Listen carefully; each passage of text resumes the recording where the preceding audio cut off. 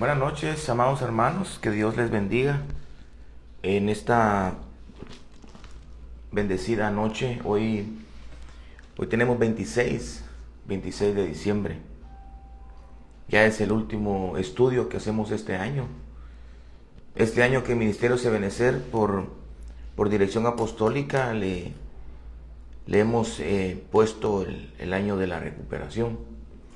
Y bajo esa ministración estuvimos todos estos 12 meses.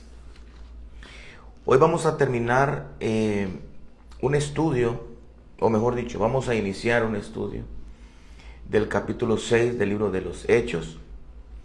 Y yo creo que este estudio es bastante importante, específicamente este día, porque si le pudiéramos poner un título a este estudio, yo le pondría el estudio del crecimiento o la enseñanza del crecimiento.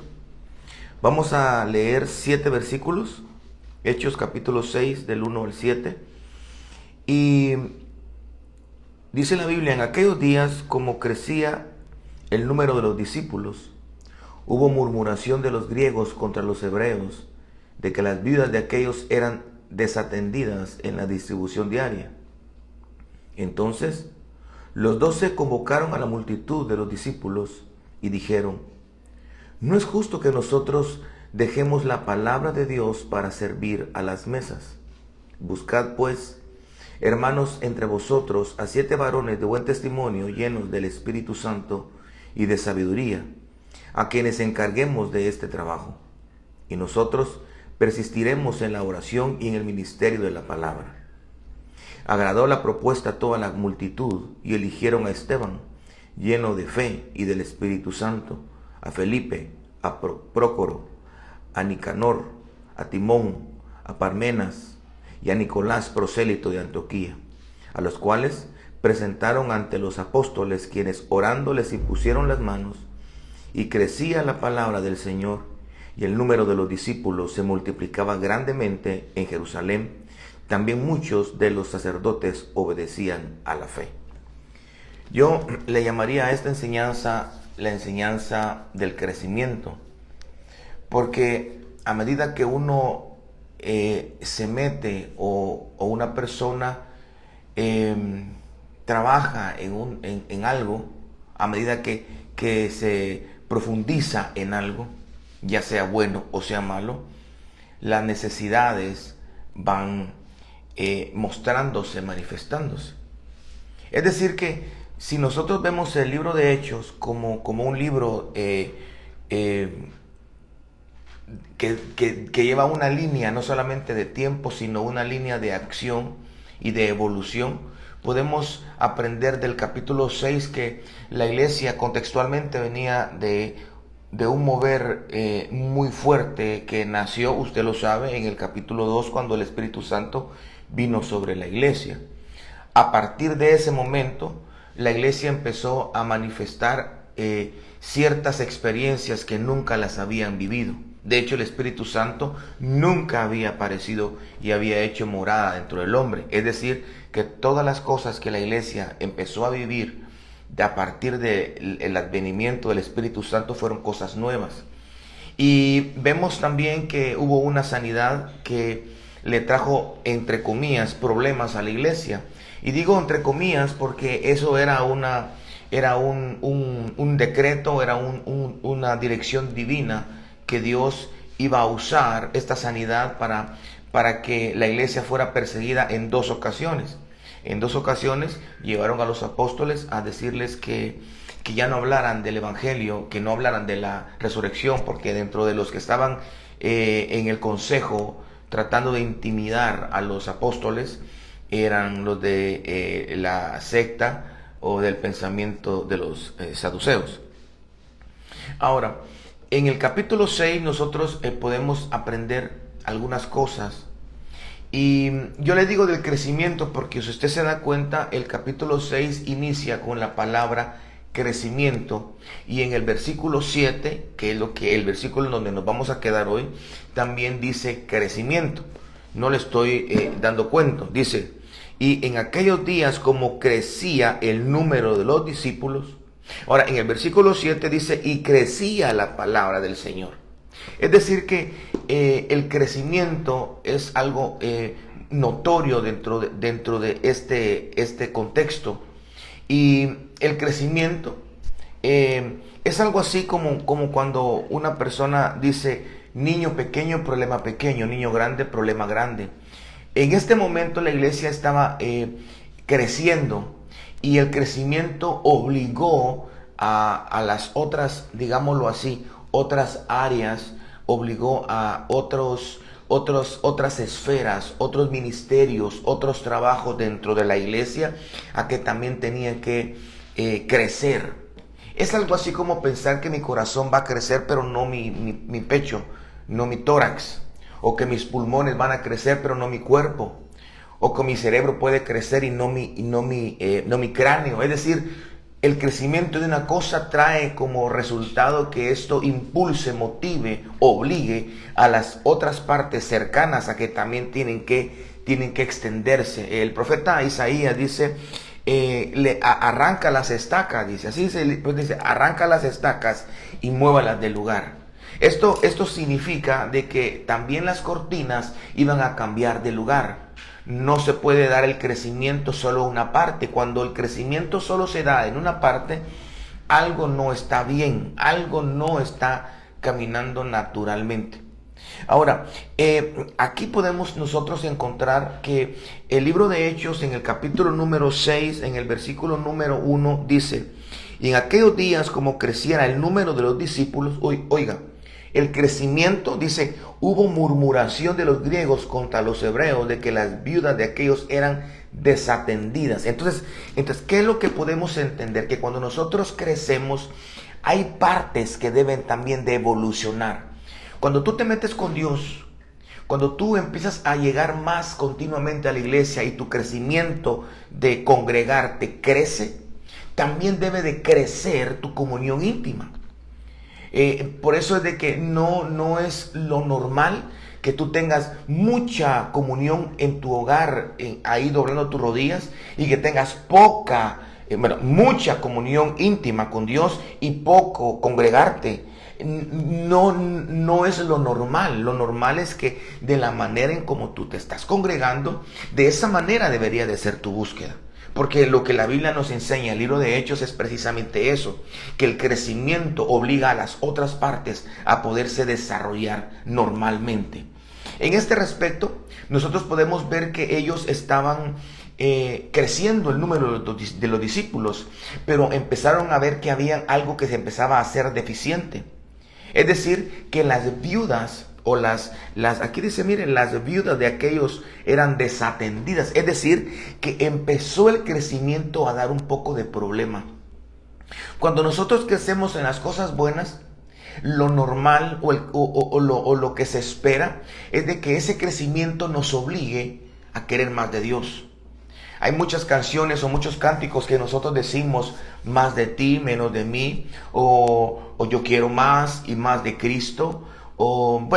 Es decir, hay muchas señales dentro de los que nosotros hemos vivido en nuestra vida espiritual de ir de menos a más.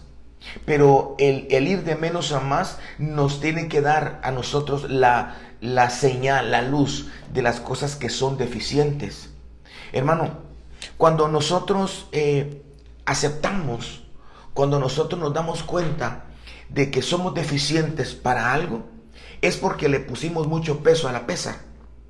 Es decir, tú vas al gimnasio y le pones 25 libras y las 25 libras pues las levantas con toda normalidad. Pero si le pones más peso, te das cuenta que tu fuerza, tus músculos son deficientes para este peso. Entonces lo que necesitas es obviamente tener más masa corporal, o sea, tener más ejercicio, tener más continuo las pesas para poder resistir ese peso. En esta parte, la Biblia dice que había una deficiencia. Yo le llamo deficiencia porque eran desatendidas. Es decir, que la iglesia no había pasado por esta necesidad. Muchas personas creen que el levantamiento de los diáconos fue porque así lo quiso Dios. Bueno, obviamente así lo quiso Dios, pero fue como que se subiera al ministerio de alabanza y dijera: hermanos, ¿por qué no cantamos hoy más de ti, menos de mí? Cantémoslo. Ok, más. No. Esta situación se dio porque empezaron a tener problemas. Empezó a surgir murmuración, empezó a padecer necesidad, pero la necesidad era la consecuencia de un crecimiento normal o de un crecimiento divino. Algo así es cuando nosotros hacemos las cosas en el lado malo. Cuando crecemos, por decirlo de esa manera, cuando crecemos en las cosas malas, también de alguna manera la necesidad crece. Y no la necesidad de Dios, sino la necesidad de querer más pecado. Por eso dice en la Biblia que el hombre malo irá de mal en peor.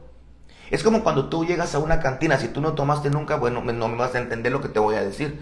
Pero cuando llegas a una cantina, bueno, dices, a una barra, o llegas a un bar, o llegas a un lugar donde venden cerveza, y tú tomas cerveza, tú una te lleva a la otra, y la otra te lleva a la otra, y la otra. Es decir, que el efecto de tener más se siente, se percibe, y se puede sufrir si no es algo muy bueno.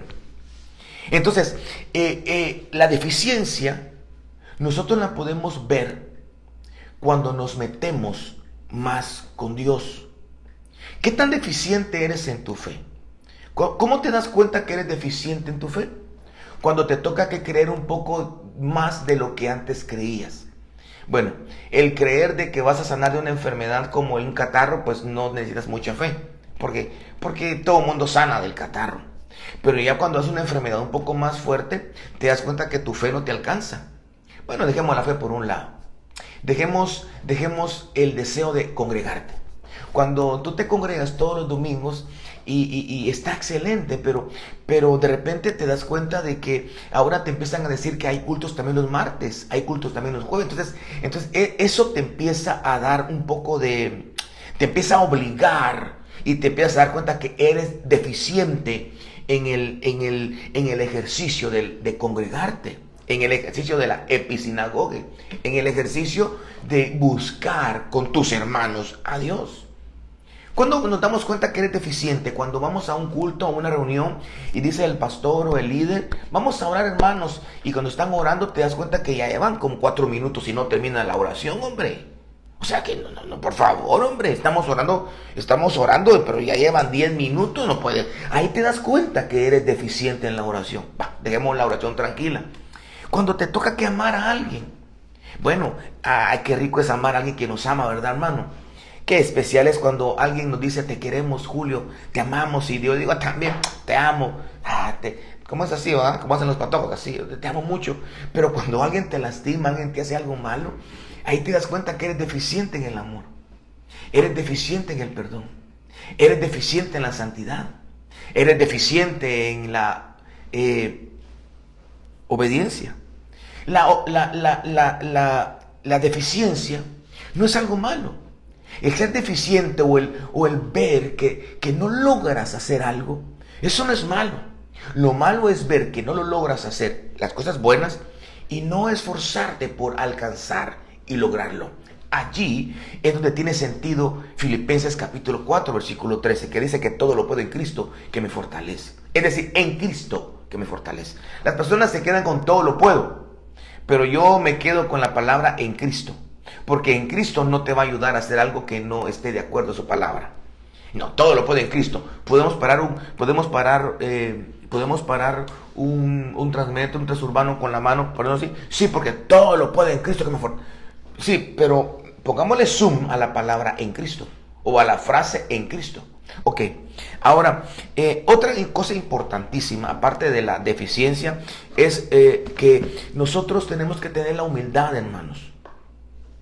Esta enseñanza o estos versículos nos hablan de que ellos se dieron cuenta que eran deficientes para poder ya empezar a atender a las viudas. Ellos se dieron cuenta que había poder. Escuche, estoy hablando contextualmente. Había poder, habían milagros, había salvaciones. Por cientos y por miles estaban salvando. pero eran deficientes en algunas cosas. Ellos empezaron a notar que eran buenos para algo, pero había una parte que no eran tan buenos. Hermano, necesitamos mucha madurez.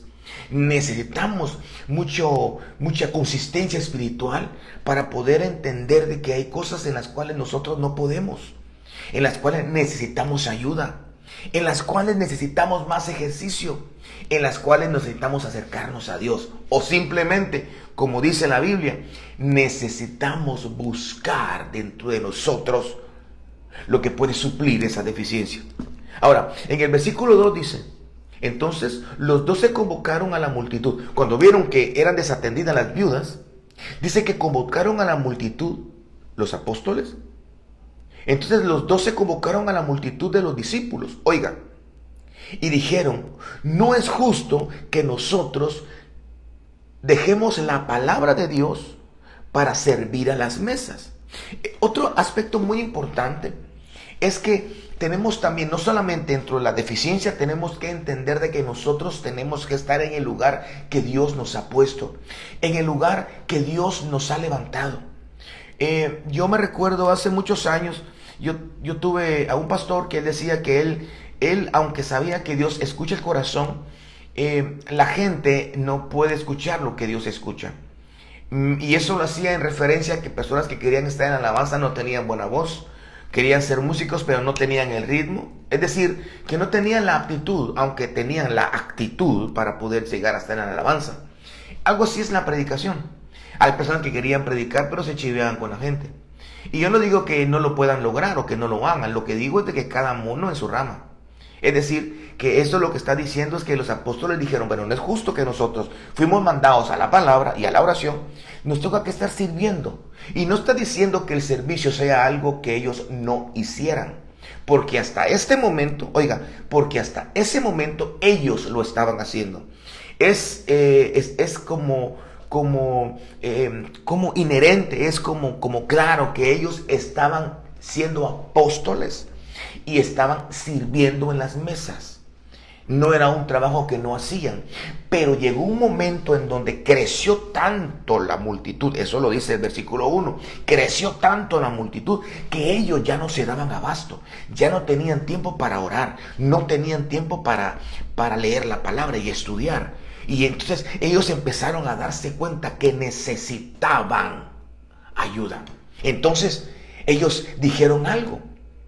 Le dijeron a las personas: nosotros los 12 queremos que ustedes vean lo que nosotros vemos. Por eso le dijeron: no es justo, no está bien, no es correcto, no se vale que nosotros tengamos que estar haciendo esto y también estamos haciendo esto. ¿Por qué? ¿Por qué no nos ayudan? Nosotros hacemos esto y ustedes nos ayudan a hacer esto. Pero mire qué interesante, porque ellos no escogieron. Ellos no fueron los que dijeron: fulano, mengano, sutano, perencejo. No, mire lo que dice la Biblia. Dice: entonces los 12 convocaron a la multitud de los discípulos y dijeron: no es justo que nosotros dejemos la palabra de Dios para servir en las mesas. Escuche lo que dice: buscar, dice. Ahora, ¿qué significa buscar? Usted ya sabe lo que significa buscar, no es necesario que se lo diga. Buscar significa esfuércense en separar, esfuércense en concentrarse. O sea, le dio un trabajo que era buscar. Ahora, ¿por qué es necesario buscar? ¿Por qué es necesario buscar? Porque no se mira a simple vista, hermano. Hay personas que tienen dones muy lindos de parte de Dios.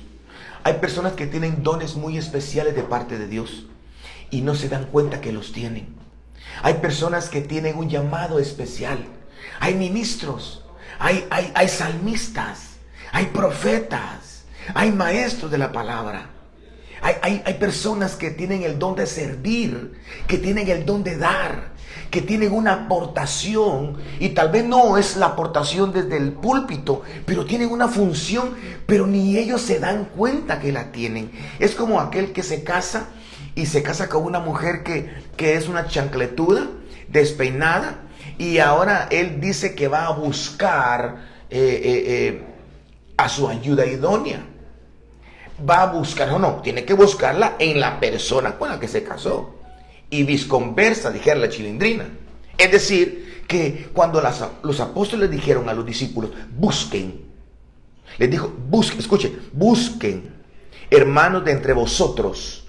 Es decir, que hay personas que están allí, que no se han dado color, pero que allí están, o tal vez están fluyendo en lo que son buenos, pero nadie les toma atención. Ahora, esto es importante porque no lo pongamos macro, sino micro, internamente, introspectivamente, mejor dicho, busquemos en nosotros aquellas cosas que pueden suplir, que pueden suplir de lo que nosotros estamos deficientes. Busquemos porque tal vez dentro de nosotros mismos está la respuesta a suplir una necesidad, a suplir. Fíjese que a mí me costaba mucho orar. Hace ya algún tiempo me costaba mucho orar. Y yo empezaba a orar así con galleta, hermano. Padre, por favor, que mira. Y de repente empezaba a repetir, aleluya, gloria a Dios, aleluya, gloria a Dios, sí Señor, gracias Dios, aleluya, Padre, gracias mi Dios, papito lindo, Abba Padre. Y me terminaba, y sí, para mí era tedioso, imagínense, para Dios, hermano. Entonces yo empecé a buscar dentro de mí, y ¿sabe qué? Empecé a adorar. Se me acababan las palabras. Entonces lo que empecé a hacer es levantar un cántico nuevo. Y empecé a levantar un cántico nuevo. Y ahí aprendí que la alabanza es la expresión de lo que Dios ha hecho. Y la adoración es la expresión nuestra de lo que Él es. Aleluya. Entonces la alabanza es la experiencia de lo que yo he experimentado, valga la redundancia, en Dios. Lo que Dios ha hecho en mi vida.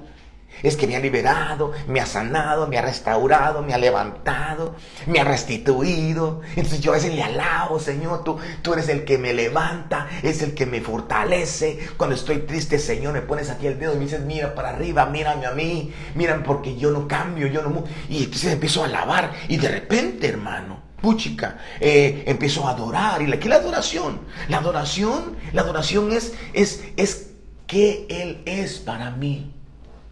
¿Qué es Él para Julio González? ¿Qué ha venido a suplir? Entonces, y esto a mí me originó tener bastante palabra para poder orar. Esto que yo busqué dentro de mí, un adorador, un alabador, pero no algo que algo aprendido, no, que fluya. Eso me ayudó para poder empezar a crecer en lo que es la oración.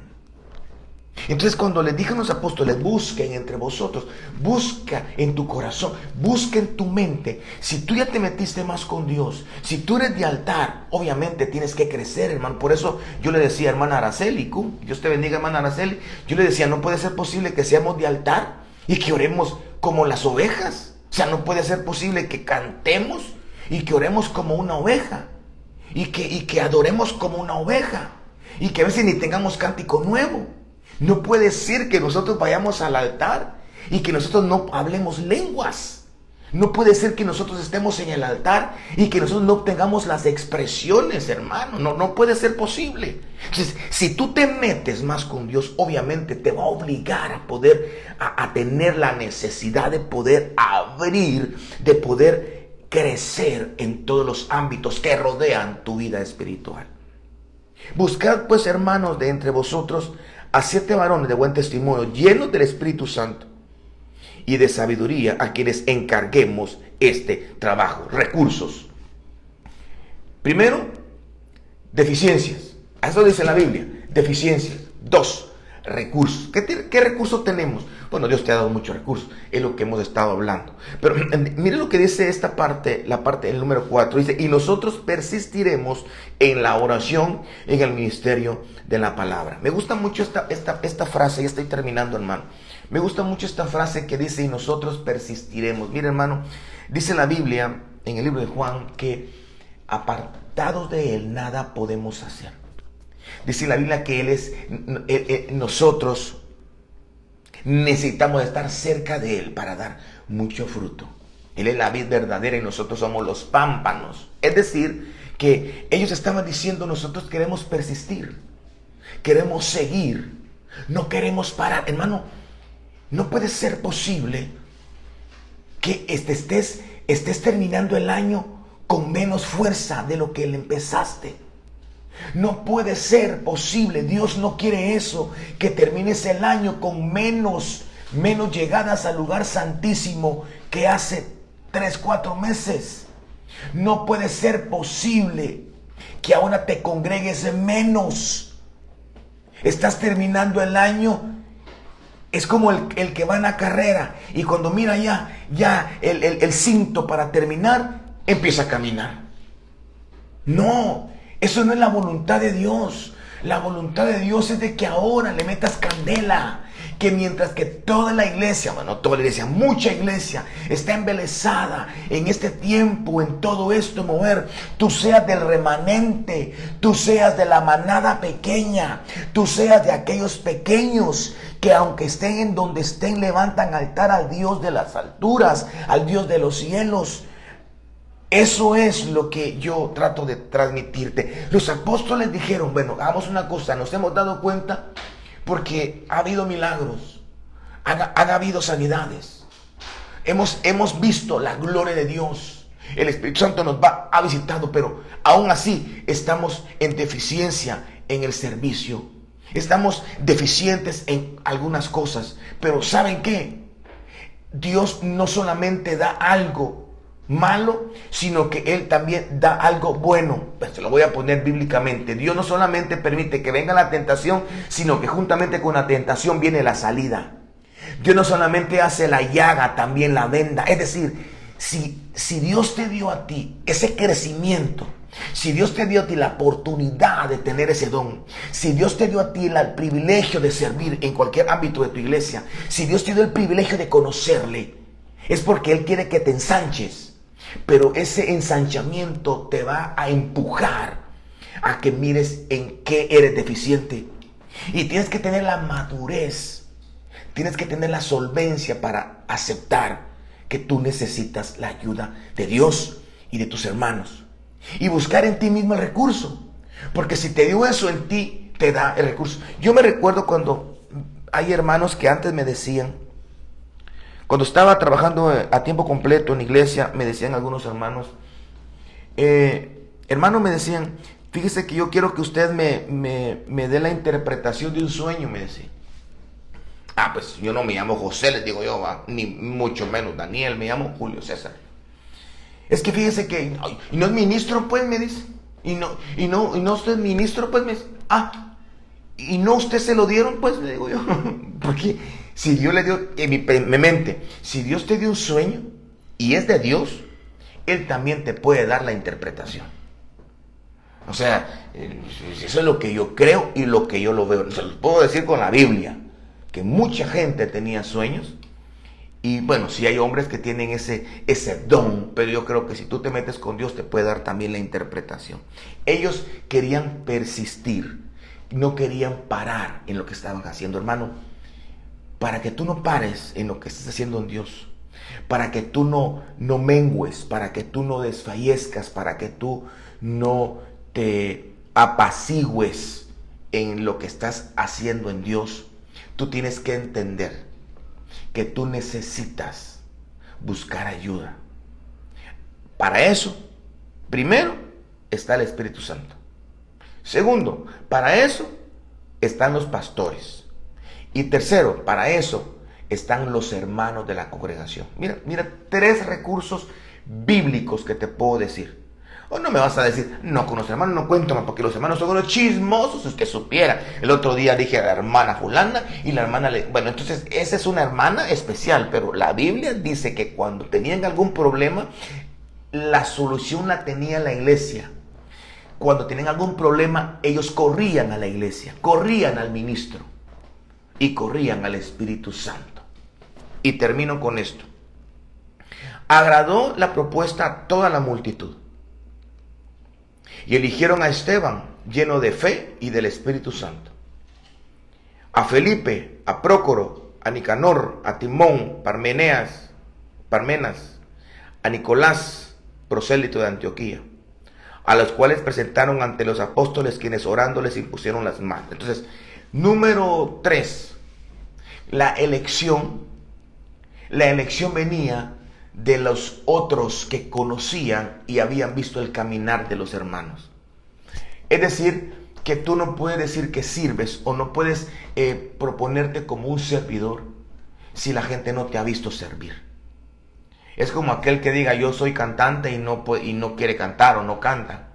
O sea, a una persona que de la alabanza se le da color desde que llega a la iglesia, hermano. Por eso es de que algunos que son de alabanza, perdón que le tire la alabanza, hermano, pero es que se me ocurre la alabanza, porque ¿quién irá primero? Aleluya. Judazo irá primero. Entonces, ¿para qué se ponen de primero, pues, hermano?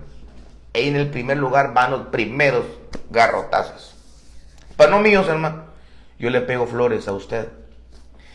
Y alguna que otra espina, por si se hincha, se baja. Es decir que si usted está en un área, se tiene que manifestar. Estos fueron elegidos porque los miraban sirviendo. Mire, estos hermanitos, no crea usted que ya tenían el privilegio. ¿Por qué son diáconos? Porque ya eran diáconos. No, ellos estaban sirviendo sin ser diáconos. Ellos estaban sirviendo sin ser diáconos. Ellos ya habían manifestado ese don de servicio. Lo que se estaba viendo aquí no era el don de servicio.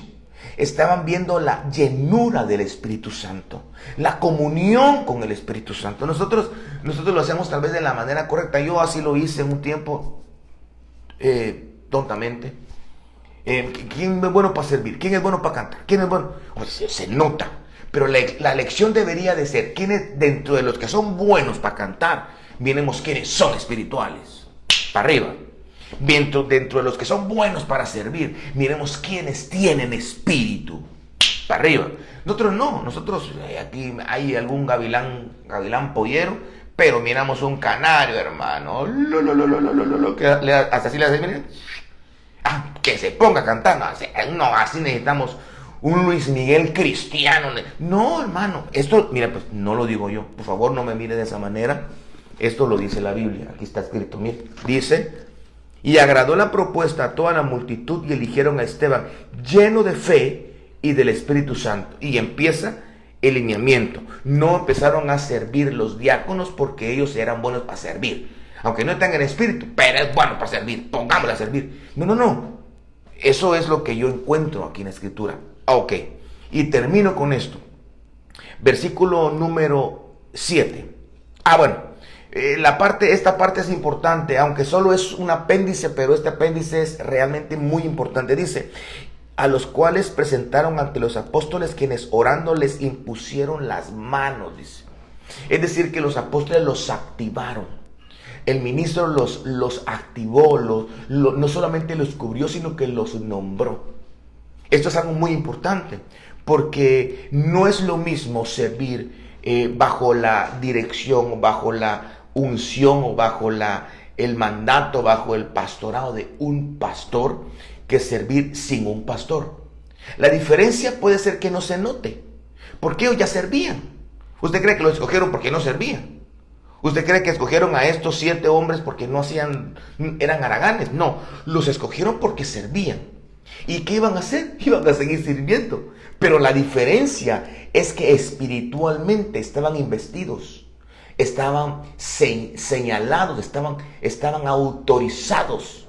Les estaban dando una, ¿cómo se dice, hermanos? A ver, como una insignia, no es una insignia, les estaban dando una credencial, eso es, una credencial que los acreditaba, oiga, no al servicio terreno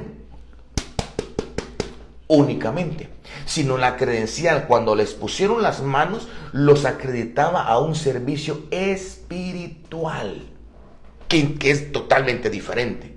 Ahora ellos no iban a servirle al hombre únicamente, porque al principio estaba sirviéndole al hombre, pero no bajo la dirección o bajo la tutela o bajo el mandato de un ministro. Ahora ya bajo esa unción, bajo ese distrito, ya tenía credenciales que eran reconocidas en la tierra y en el cielo. Y termino con esto. Y crecía la palabra del Señor. Es lo que yo le decía, mire, este estudio termina y empieza con la palabra crecimiento. Dice, y crecía la palabra del Señor y el número de los discípulos se multiplicaba grandemente. Y muchos de los sacerdotes obedecían la fe. Número 1, crecía la palabra. ¿Qué significa que crecía la palabra? Esto tal vez no tiene no le ponen mucho coco muchas personas que estudian este pasaje porque crecía la palabra. ¿Cómo va a crecer la palabra? Ok, aquí hay 3 crecimientos. El primer crecimiento de la palabra, el segundo crecimiento era de los discípulos y el tercer crecimiento era de los sacerdotes. El primero está vinculado y relacionado con la revelación. Es decir, que cuando ya empezaron ellos a dejar, los apóstoles, a dejar las mesas y dedicarse a la palabra y dedicarse a lo que ellos fueron levantados, cuando dejaron de hacer lo que no debían, o mejor dicho, lo que sí debían, pero llegó el tiempo de dejarlo de hacer. Y cuando los diáconos empezaron a hacer el trabajo que los apóstoles empezaron a hacer al principio, dice la Biblia que la palabra crecía, es decir, ellos empezaron a tener más revelación, empezaron a tener más luz de la palabra de Dios. Cuando una congregación, necesitamos, hermano, que nuestros pastores hagan los trabajos menos posible de mesas, de cargar. Por eso yo le decía a la pastora, a veces le decía a la pastora Raquel, cuando habían desayunos, ahí andaba ella con los huevos, ahí andaba ella con los frijoles, y iba a traer el pan, y que conseguía los tamales, y andaba con las ollas. Yo decía, no te llamaron a eso, hombre, no te llamaron. ¿Y sabes lo que? El problema es que la palabra no crece. O sea, la palabra no, cuando dice crece, no está hablando de que en sí la palabra tiene un crecimiento. Se refiere a que la luz y la revelación en ellos empezó a abrirse. ¿Por qué? Porque le empezaron a dar su lugar adecuado a la palabra a los ministros. Los ministros se dedicaban a la oración y a la palabra. Y lo demás era atendido por hombres que servían, pero eran llenos de características espirituales. Número 2, crecimiento. Dice que la multitud de los discípulos se empezó a multiplicar. Hubo un crecimiento. Bueno, este crecimiento lo vemos en el capítulo número 3, en el capítulo número 4, en el capítulo número 5. Es decir, ellos iban de más a más. Y cada vez que crecían, se encontraban con un obstáculo. Es lo que le digo. Cada vez que nos metemos en algo y hay crecimiento, hay un obstáculo, una deficiencia. Pero si la logramos nosotros pasar, sigue creciendo, sigue creciendo. Es como que usted mete en una olla un montón de poporopos y lo tape. La misma presión de los poporopos hace que la tapadera brinque. Algo así es lo que estoy tratando de explicarle. El mismo calor del Espíritu Santo, la misma unción del Espíritu Santo, la misma visitación del Espíritu hacía que la multiplicación de los discípulos siguiera creciendo. Y número 3, que eso es lo que más me impresiona, y cierro mi Biblia, es que dice que los que también empezaron a creer en la fe eran los sacerdotes. Esto es impresionante, hermano. Es impresionante porque los sacerdotes hasta este momento no se mencionaban. Y cuando se mencionaban a los sacerdotes, ellos estaban matando a los cristianos. Estaban siguiendo a los cristianos. Estaban arrestando a los cristianos. Bueno, a Juan y a Pedro pues los estaban metiendo presos. Los sacerdotes, el Sanedrín, los saduceos, los fariseos y todos los feos estaban reunidos obligándolos a ellos a que ya no hablaran de Jesucristo. Pero en este caso, por todo lo que se estaba dando y lo que ya hablamos anteriormente, los sacerdotes, eso no lo digo yo, lo dice la Biblia. Mire lo que dice la Biblia. Dice, también muchos de los sacerdotes obedecían la fe. Se estaban dando cuenta que lo que ellos tenían y lo que supuestamente ellos deberían de tener era mucho más poderoso. Entonces ellos se empezaron a pegar al otro lado. Que Dios te bendiga abundantemente. Yo espero que estos días que quedan, que me parece que son 5 días más o menos, bueno, los días que sean, tú puedas terminar este tiempo dándole más tiempo a Dios, hombre. Mira, búscalo más, hombre. Dale un chance. Termina este año como nunca lo has terminado. Y no tienes que hacer tanta bulla y hacer tanto alaraca para que la gente te mire. No, hombre, dale a él ese tiempo, esa canción, dale a él esa alabanza, esa adoración, dale a él esa lectura. Termina así con un sprint. Yo cuando estaba en la selección de natación, cuando faltaban los últimos, 20, 30 metros, hermano. Le picaba a modo de morirme nadando. Y es por eso, es porque eso es lo que Dios espera de nuestras vidas. El próximo domingo te espero. Vamos a estudiar Hechos capítulo número 6 del versículo 8 al versículo 15. Hechos capítulo 6 del versículo 8 al versículo 15. Te saludó tu hermano Julio César González. Espero que pases una muy bendecida noche y te espero el próximo domingo a las 9 de la noche. Bendiciones a tu vida.